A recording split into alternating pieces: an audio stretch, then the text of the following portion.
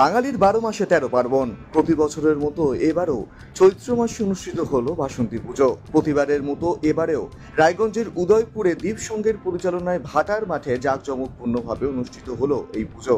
এদিন রাতে ফিতে কেটে পুজোর উদ্বোধন করা হয়। উপস্থিত ছিলেন পূর্ণেন্দু দে, নিমাই কবিরাজ সহ অনেক বিশিষ্ট মানুষজন। উদ্যোক্তারা বলেন, এখানে পুজোর পাশাপাশি চলে সাংস্কৃতিক অনুষ্ঠান। এছাড়াও মিলন মেলার আয়োজন করা হয় এখানে, যাকে ঘিরে মেতে ওঠেন সাধারণ মানুষজন। দাদা কি নাম? আমার নাম মিঠুন ঠাকুর। আচ্ছা, আজকে আপনাদের এখানে দেখতে পাচ্ছি এটা বিশাল কর্মসূচি। কি কি অনুষ্ঠানে কি উদ্বোধনী কি বিষয় কি বলবেন সম্পর্কে? এবছর আমাদের 4র্থ বছরের বাসন্তী মায়ের তার শুভ উদ্বোধন ফিতা কাটার মাধ্যমে আমরা এখনই শেষ করলাম। আমাদের অতিথিরা সকলে এসেছিল, যাদেরকে নিমন্ত্রণ করেছিলাম তারা এসে ফিতা কেটে এখন উদ্বোধন হলো। আর কালকে থেকে আমাদের সাংস্কৃতিক সন্ধ্যার যে আয়োজন করা হয়েছিল সেগুলো কালকে থেকে আমরা চালু করব। এবং কালকে রাতে আমাদের বাচ্চাদের জন্য যে মেলাগুলো এসে থাকে প্রতি বছরই, সেগুলো কালকে রাতে ঢুকে যাবে। কতদিন চলবে? আমাদের 8 তারিখে পর্যন্ত থাকবে মেলা, 9 তারিখে মায়ের বিসর্জন এবং 12 তারিখে বিজয় সম্মেলন অনুষ্ঠান, এই সাংস্কৃতিক সন্ধ্যার আয়োজন করা হয়েছে। কোনো প্রতিযোগিতামূলক অনুষ্ঠান? হ্যাঁ, জি বাংলা সারেগামা পায় এবং আকাশ বাংলার দুজন শিল্পী আসছে 12 তারিখে। আর যেটা সাংস্কৃতিক সন্ধ্যার সেটা হচ্ছে প্রতিদিন থাকছে আগামীকাল থেকে। সেটা হচ্ছে আমাদের গ্রামবাসীর সকল বাচ্চা শিশুদেরকে নিয়ে, যেমন বসে আঁকো প্রতিযোগিতা, নৃত্য প্রতিযোগিতা, এই ধরনের বিভিন্ন মিউজিক্যাল চেয়ার, বিভিন্ন আর কি খেলাধুলা নিয়ে, সেগুলো আগামীকাল থেকে আমরা শুরু করছি। আপনারা এই পুজো কত বছর থেকে করছেন? 4র্থ বছর। সকল গ্রামবাসীর সহযোগিতায় শুধু আমরা করছি না, এই গ্রামবাসী এই পুজো দিনটার ওয়েট করে যে কবে আসবে, সেই দিনটা আজকে এসছে। আশা করি আপনারাও দেখে বুঝতে পারছেন যে সকলের মধ্যে কি উৎসাহ, আনন্দ। শুধু আমরা না, আমাদের মহিলারা যারা আছে পিছনে, আমাদের আরো অনেকে ব্যস্ত আছে পুজোর ওখানে। প্রত্যেকেই দিন রাত পরিশ্রম করে এই পুজোটাকে পরিচালনা করে। দর্শনার্থীদের সম্পর্কে কি বলবেন? সকল প্রতিবারই আমাদের দর্শক আসে রায়গঞ্জ থেকে, আশেপাশের শহর থেকে, গ্রাম থেকে। এবছরও আমি প্রত্যেককেই বলবো, আপনারা আসুন। এই মায়ের পুজো শুধু আমাদের না, সকলের জন্য। আপনারা এসে উপভোগ করুন, আনন্দ করুন এবং সহযোগিতা করুন। আপনি পুজো কমিটির কোন দায়িত্বে আছেন? পুজো কমিটির দায়িত্ব বলতে আমরা এককভাবে নেই, একটা কমিটি আছে, কিন্তু সকলেই সবার দায়িত্ব এই পুজো।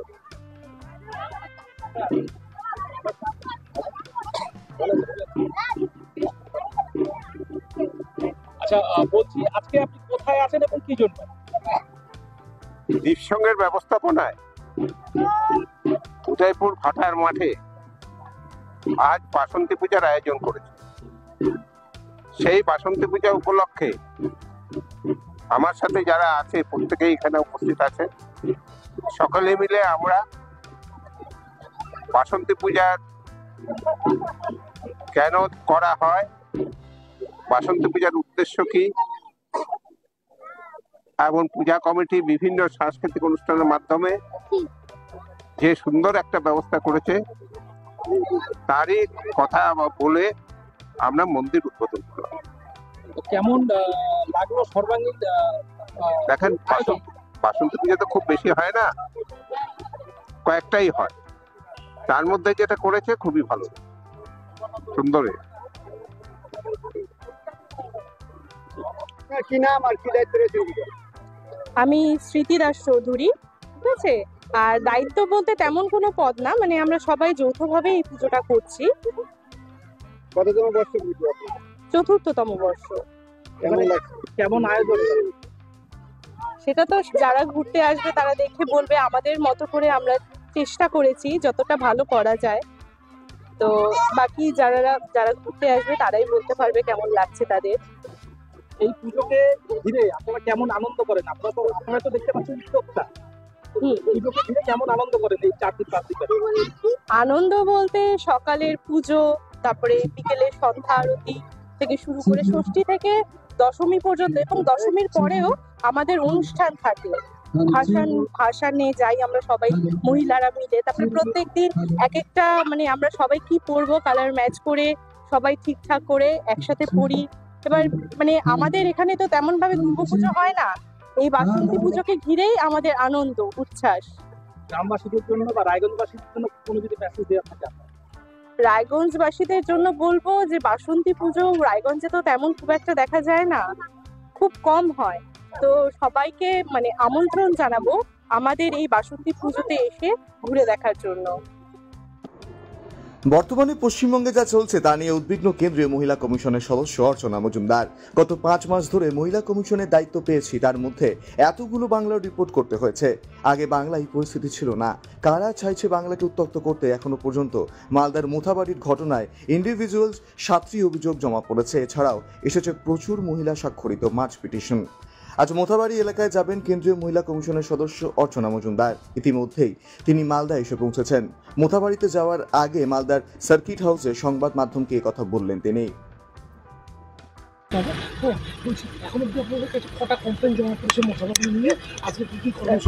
ইন্ডিভিজুয়াল কমপ্লেইন মহিলাদের আয়োগে জমা পড়েছে প্রায় 7খানা, আর মাস পিটিশন মহিলাদের প্রচুর মহিলা একত্রে সই করে প্রায় 48 জন তারা একটা সই করে যে তাদের উপরে যে ভাঙচোর, তাদের গালাগালি, ভয় দেখানো, এইসব নানা ধরনের কথাবার্তা দিয়ে মাস পিটিশন, যেটা আমরা ইমিডিয়েটলি আমাদের চেয়ারপারসন বলেছেন তার উপরে কাজ করতে এবং এসে ফিজিক্যালি দেখে ডিসিশন দিতে, রেকমেন্ডেশন দিতে।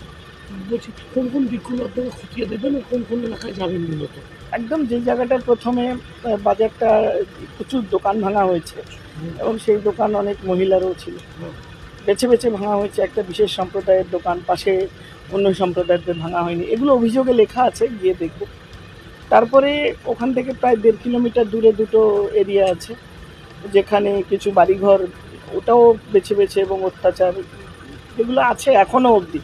আজকে প্রায় কদিন, 6 দিন 7 দিন হতে চললো। তারপরেও যেটুকু অবশিষ্ট আছে দেখব, তাদের সাথে কথা বলবো, তাদের অভিযোগ শুনবো, সেগুলো আমরা লিপিবদ্ধ করে আমাদের যারা করণীয় আয়োগের তরফ থেকে পুলিশের সাথে কথা বলবো, অ্যাডমিনিস্ট্রেশনের সাথে কথা বলবো, সব মিটিং করে আমি যেরকম রিপোর্ট সাবমিট করি।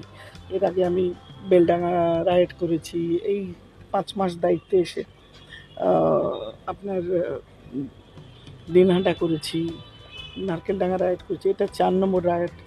আমি খুব উদ্বিগ্ন, মানে পশ্চিমবঙ্গের বাসিন্দা হিসেবে, একজন মহিলা হিসেবে বলতে পারেন আয়োগে এসে আমার মনে হচ্ছে যে আমার দায়িত্বটা অনেক অনেক বেশি বেড়ে গেছে। কারণ আমরা ছোটোবেলায় যে পশ্চিমবঙ্গের মানুষ হয়েছি, আমরা এরকম মানে 5 মাসে 4 জায়গায় দাঙ্গা কভার করতে হবে স্বপ্নেও ভাবিনি।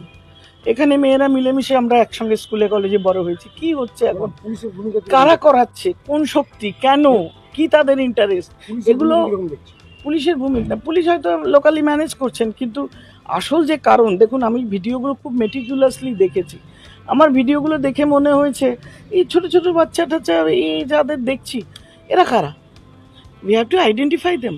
কারা, কেন, কিসের প্ররোচনা, কেন বারবার হচ্ছে, কেন এই বিভেদ সৃষ্টি হচ্ছে, কেন এই ভাঙচুর হচ্ছে, ধ্বংস হচ্ছে। এগুলোর জন্য সরকার যদি তার ভূমিকা পালন করতে না পারে বা পুলিশ প্রশাসন যদি না থাকে, এগুলো আমার মনে হয় আরও উচ্চতর পর্যায়ে এর তদন্ত করে দেখতে হবে।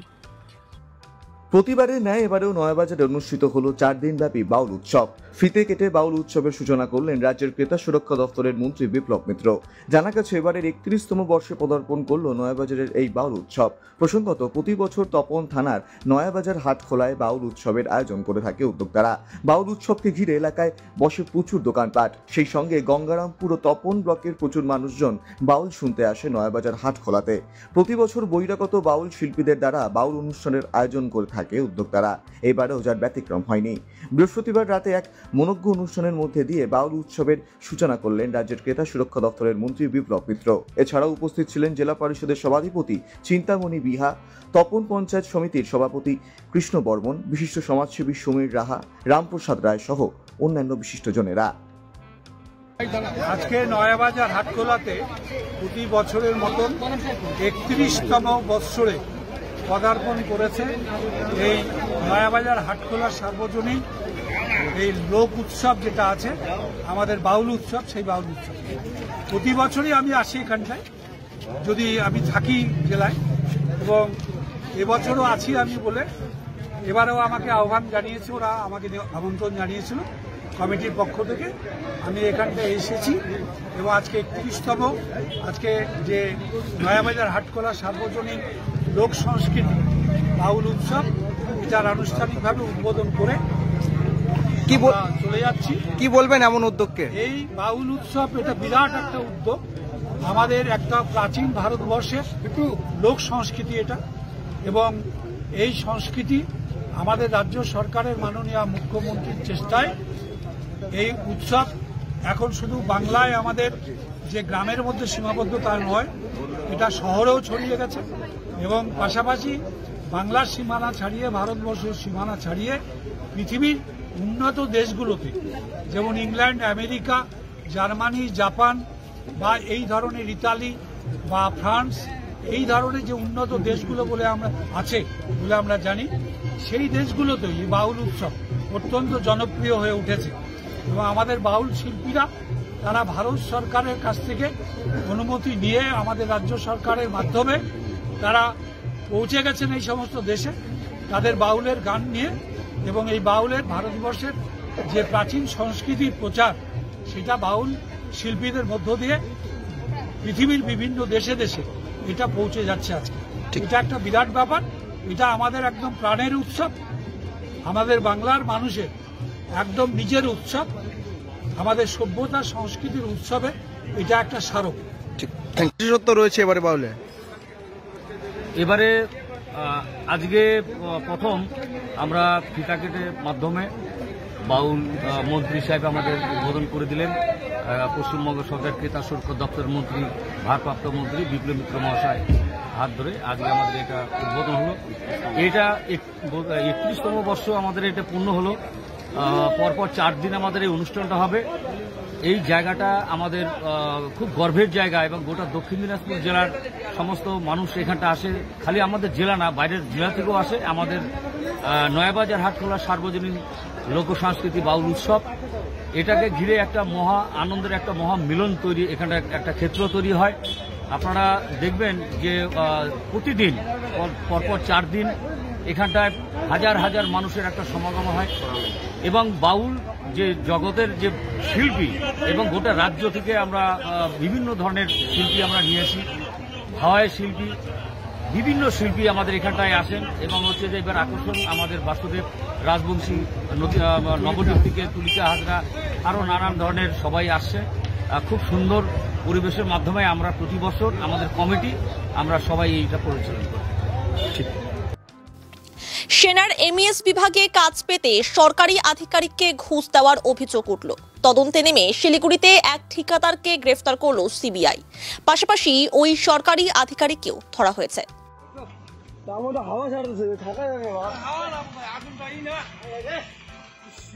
এবার পুরো লাগিয়ে গেছে একদম।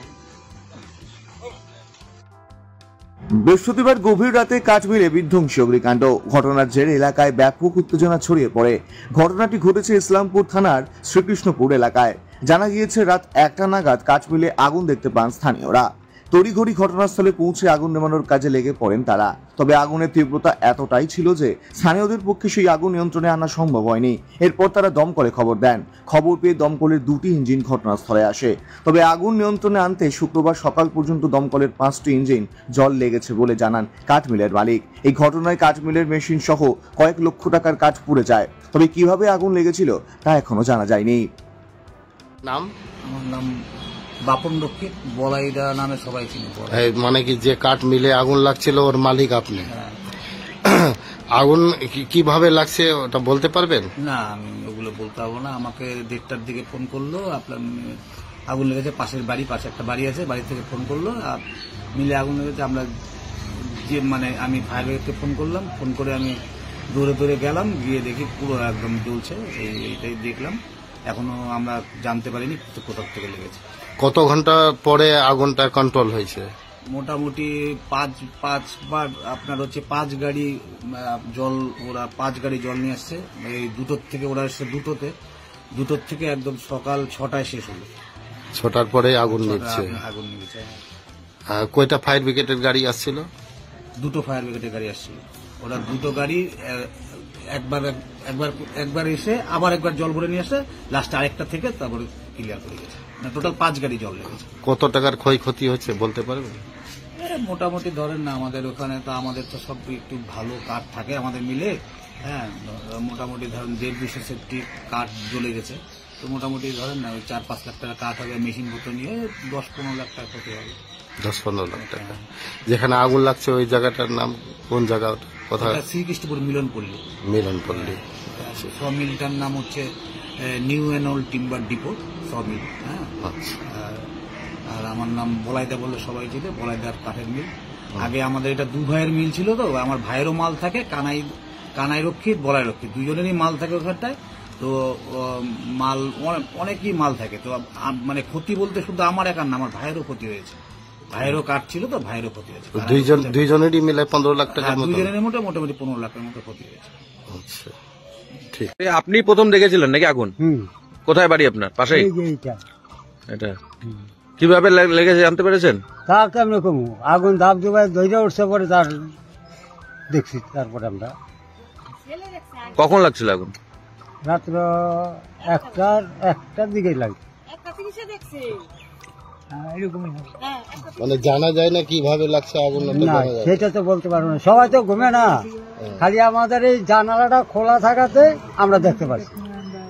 কিরকম আগুন লাগছিল? সেই তো ওই যে গাছ পর্যন্ত ছিল আগুন, অনেক আগুন লাগছিল। হ্যাঁ। তো আপনি দেখলেন আগুন, তারপরে কি করলেন? তারপরে যে চিল্লাচিল্লি করছি, তারপরে লোকজন ডাকাইছি, তারপরে আইসি, তারপর ফোন করাইছি ফায়ার ব্রিগেডে। হ্যাঁ, তারপর মালিককে ফোন করাইছি, সবকিছু করাইয়া এরপরে আর কি। কত ঘন্টা পরে আগুনটা নিচ্ছে? প্রায় এই তো ভোরবেলা সময় এই আগুন নিচ্ছে। ভোরবেলা? হ্যাঁ। কি নাম আপনার? সুনীল মন্ডল। সুনীল মন্ডল।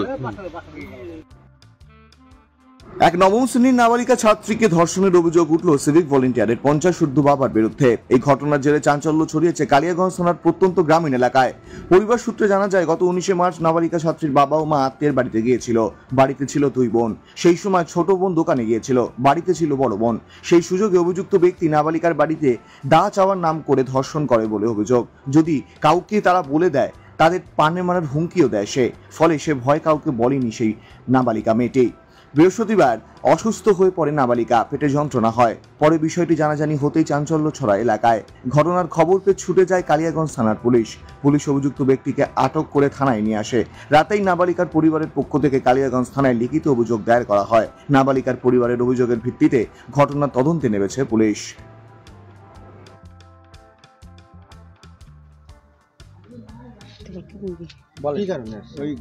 এই ঘটনার কি হয়েছে আপনার? কার সাথে কি হয়েছে? এই একটা লোক আমার পাশাপাশি বাড়ি, তা আমি তো ছিলাম না, মুই ছিনু কিনি। ওর বাবার মেয়ে আমার কুটুম বাড়ি গেল, আর 2টা মেয়ে বাড়ি ছিল। তো ও মা পরে খুশ করে তারপরে গেলে দাও আনবা গেলে, তারপরে দাওখান আনবা গেলে মোর বেটি দিবেনি, দাওখান দিবেনি। তো যেটু কালকে আসিস, আই যে আসিস না, ও কাছে তুই দাওটা ঘনা, মুই তোকে দিম, দাওখানে নিম, তুই যা। মোর বেটি কাছে দাওখান নাই দিম, মুই তুই যা। যদি ঘরে ঘনা ভালো করে, তারপর ঘনাতে দরজাটা বন্ধ করে দেয় না, তারপরে মুখ খান চিপে এনে তারপরে এনাম করে কি নোংরা কাজ করছে? নোংরা কাজ করছে। ঘটনাটা কবে ঘটেছে? ঘটনাটা কবে হয়েছিল? 19 তারিখে। তো এতদিন পর কেন থানায় আসছেন? মেয়েটা বলেনি না কেন? লজ্জা করে ভয় দেখাচ্ছে, চাকু বলে পিলে দিবে বলে, মা তোর মাকে যদি জানাইস তো আমি চাকু পেলে দিন। তো আচ্ছা, তো আজকে কি করে জানতে পারলেন? ছুয়াটা তারপরে কয়া কিন্তু তারপরে ভালো নি, শরীর ভালো নি। তারপর আমি বলছি কেন শুতে থাকিস গে, স্কুলে নিয়ে যাইস, স্কুলে নিয়ে যাইস, তো কেন শুতে থাকিস? তো কয় যে মা মুখ ভালো লাগে, মোর পেটটা বিষা, মুখে নাঙানাং করিল। তারপর জানতে পারলেন? হ্যাঁ, তারপরে জানলাম। তারপর কি হলো? তারপরে থানাতে আসছি। ও বাড়িতে গেছিলেন আপনারা? লোকটার বাড়িতে? হ্যাঁ, লোকটার বাড়িতে আজকে নিয়ে যাই, অন্যদিন গিন্ন কোবা বাইক গিন্ন কোবা, তা কেন এখানে কাম করলো, কেন এরকম খারাপ করলো, আর বললে নাই কু মুই নাই যাও তোমার বাড়ির চোখ নেই কিরা খা, মাটি খান খা কিরা, ওটা কছে। আমরা তোমার বাড়ি থেকে ছাটে আসে না, এলা নারায়ণটা মুখের মুখে শুনে না মাথাটা পাগল হয়ে গেলে, তার জন্য আজকে বুকিন না বকেনে। তারপরে আমরা তারপরে ওর বেটা তারপরে পুলিশের চাকরি করে, ওর বেটা তারপরে গিলল। এই না চাকরি করে, হ্যাঁ থানা থেকে চাকরি করে, সিবি পুলিশে চাকরি করে। ওর বেটা তারপরে ফোন করে দিয়েছে, তে বাড়িতে বলে ঝগড়া করছি। যে আপনার মেয়ের সাথে নোংরা কাজ করছে তাকে কি পুলিশ নিয়ে আসছে থানায়? হ্যাঁ। তাহলে আপনি কি চাচ্ছেন? শাস্তি যেন হয়। কার শাস্তি চাচ্ছেন? লোকটার শাস্তি যেন হয়। কালিয়াগঞ্জ গ্রাম মানে এলাকা ব্লকের একটা প্রত্যন্ত গ্রামের নবম শ্রেণীর এক বালিকাকে ওই এলাকারই এক বয়স্ক প্রায় 60-এর কাছাকাছি বয়স্ক একজন মানুষ, সে আবার এক সিভিক ভলেন্টিয়ার বাবা, সে ওই মেয়েকে তার বাড়িতে মা বাবা ছিল না একদিন, সেই বাড়িতে তার মানে অভিভাবকের অনুপস্থিতিতে তাকে জোর করে ধর্ষণ করে এবং পরবর্তীকালে ধর্ষণের পরে তাকে ভয় দেখায় যে সে যদি কাউকে বলে দেয় তাহলে তাকে প্রাণে মেরে ফেলবে। এবার যেহেতু তার বয়স কম এবং ওই ধরনের একটা ঘটনা, সে চক্ষু লজ্জা এবং ভয়ে এই বিষয়টা চেপে রেখেছিল। আজকে সে হঠাৎ করে অসুস্থ হয়ে পড়ে মেয়েটি, তখন তার মা তাকে জিজ্ঞাসা করে যে কী ব্যাপার, তোর অসুস্থতার কারণ কী? প্রথম দিকে সে ভয়ে বলতে রাজি হয়নি, পরবর্তীকালে প্রচণ্ড অসুস্থতার ফলে সে বলে ফেলে এই ঘটনা। তো আমরা জানতে পারি যে 19 তারিখে এই ঘটনা ঘটেছে। এতদিন পর্যন্ত সে মানে লোকলজ্জার ভয়ে এবং প্রাণে মারার যে ভয় দেখিয়েছিল সেই ভয়ে সে চুপ করেছিল। আজকে বিষয়টা জানাজানি হওয়ার পরে আমরা তাদের সাথে যোগাযোগ করি এবং সেই পরিবারকে নিয়ে আমরা থানায় এসেছি যাতে বিষয়টা কেস হয়। ওই পরিবারের যে মেয়েটি বা যে পরিবারটি, তারা সমাজের পিছিয়ে পড়া এসসি শ্রেণীর এবং তাদের উপরে এই যে যারা এই অপরাধী, তারা জানার পরেও যে জোর দেখিয়ে তাদের পরিবারকে যে তোরা যদি কেস করতে যাস আমরা তোদের দেখে নেব ইত্যাদি বিভিন্ন রকমভাবে হুমকি ধমকি দেখায়। তখন তারা আমাদের সাথে যোগাযোগ করে এবং আমরা যাতে সে ন্যায্য বিচার পায়। যেহেতু সে নাবালিকা, একটা সাবালক মেয়ে হলে তার ব্যাপারটা আলাদা, নাবালিকা মেয়ে, স্কুলের ছাত্রী, তার পরিবারটা অসহায়, গরিব পরিবার, তার উপরে যাতে ন্যায্য মানে আমাদের ভারতীয় আইন অনুসারে যে আইনের যা ন্যায্য বিচার পায় সেই দাবিতে আমরা আজকে থানায় এসেছি। সন্ধ্যা থেকে আমরা এখানে যাতে কেসটা হয় তার জন্য চেষ্টা করছি। এই কেস এখন থানার পুলিশ মানে কেস নিবে বলে কথা দিয়েছে, এখন সেই প্রক্রিয়ার মধ্যে আছে। কোন থানার এই সিভিক পুলিশ আপনি জানা? কালিয়াগঞ্জ থানায় সেই চাকরি করে। হ্যাঁ, পুলিশ অভিযুক্তকে এনেছে, কিন্তু তাকে এখনও সেরকমভাবে হাজতে বাগিয়েতে ঢোকায়নি, বাইরে বসে আছে আমরা দেখতে পেয়েছি। রাস্তা পারাপার হতে গিয়ে অ্যাম্বুলেন্সের ধাক্কায় মৃত্যু হলো এক বৃদ্ধার। ঘটনায় চাঞ্চল্য ছড়িয়েছে গঙ্গারামপুর থানার টেঙ্গাপাড়া এলাকায়। ঘটনার জেরে ঘাতক অ্যাম্বুলেন্সে ভাঙচুর সহ পথ অবরোধ করে বিক্ষোভ প্রদর্শন করে এলাকার মানুষজন। ঘটনার পর গঙ্গারামপুর থানার পুলিশ মৃতা বৃদ্ধার দেহ উদ্ধার করে ময়নাতদন্তের জন্য বালুরঘাট সদর হাসপাতালে পাঠিয়ে পুরো বিষয়টি খতিয়ে দেখছে বলে জানান। পুলিশ জানিয়েছে মৃতা বৃদ্ধার নাম পার্বতী বর্মন, বয়স 60, বাড়ি গঙ্গারামপুর থানার জালালপুর কেরিয়াল এলাকায়। পরিবার সূত্রে জানা গেছে বৃহস্পতিবার সন্ধ্যায় বাড়ি থেকে ঢিলছোড়া দূরত্বে একটি দোকানে নিত্য প্রয়োজনীয় সামগ্রী কিনতে গিয়েছিল ওই বৃদ্ধা। সেই সময় রাস্তা পারাপার হতে গেলে বুনিয়াদপুর থেকে বালুরঘাটগামী একটি অ্যাম্বুলেন্সে ধাক্কা মারে বৃদ্ধাকে, যার জেরে ঘটনাস্থলে মৃত্যু হয় বৃদ্ধার। এদিকে এমন ঘটনায় ব্যাপক চাঞ্চল্যের সৃষ্টি হয় এলাকায়। ঘটনার জেরে ঘাতক অ্যাম্বুলেন্সে ভাঙচুর সহ প্রায় 20 মিনিটের জন্য পথ অবরোধ করে বিক্ষোভ প্রদর্শন করে এলাকার মানুষজন। পরে গঙ্গারামপুর থানার পুলিশ পৌঁছে পরিস্থিতি স্বাভাবিক করে। শুক্রবার বৃদ্ধার মৃতদেহ ময়নাতদন্তের জন্য পাঠিয়ে পুরো বিষয়টি খতিয়ে দেখছে বলে জানান পুলিশ। শুনতে পেলেন? কালকে আমি ওই কাজে গেছিলাম, তো কাজে থেকে এসে নিয়ে চান টান করে কেবল মানে একটু বসলাম, এইদিকে দেখি যে অ্যাক্সিডেন্ট। কিসের সঙ্গে অ্যাক্সিডেন্ট হয়েছে? অ্যাম্বুলেন্স। হ্যাঁ, মানে কিভাবে ঘটলো ঘটনাটা, কি জানতে পেরেছেন আপনারা? আমি পরে শুনলাম যে আপনি হচ্ছে দোকানে গেছিলো নাকি, এই সাইডে অফ সাইডে একটা দোকান আছে, দোকানের জিনিস কিনতে গেছিলো, এই পার হতে লাগে অ্যাম্বুলেন্সের সাথে মানে ধাক্কা লেগে গেল। অ্যাম্বুলেন্সটা আপনার হচ্ছে বুনিয়াদপুর থেকে মানে গঙ্গারামপুর আসতেছে। আচ্ছা, তারপরে কি হলো? তারপর তো ওখানে তো দেখলাম যে আপনার হচ্ছে লাশ, ওখানে লাশ হয়ে গেছে। হাসপাতালে নিয়ে গিয়েছিলেন? হ্যাঁ, হাসপাতালে নিয়ে গেছি। ডাক্তারবাবু কি বললো? ডাক্তারবাবু তো দেখলো, দেখে দেখতে কি করলো। অ্যাম্বুলেন্সকে কি আটক করা হয়েছে? না, অ্যাম্বুলেন্স ওখানে সঙ্গে সঙ্গে বাড়া আসছে, কাজ টাজ সব ভেঙে গেছিলো, তো বাড়ির সঙ্গে সঙ্গে বাড়া আসছে। আপনারা কি বিক্ষোভ দেখিয়েছিলেন ওখানে? ওখানে কি বিক্ষোভ? আমরা কোনো বিক্ষোভ করি না, আমরা এমনি রাস্তা অবরোধ করছি। কতক্ষণ অবরোধ ছিল?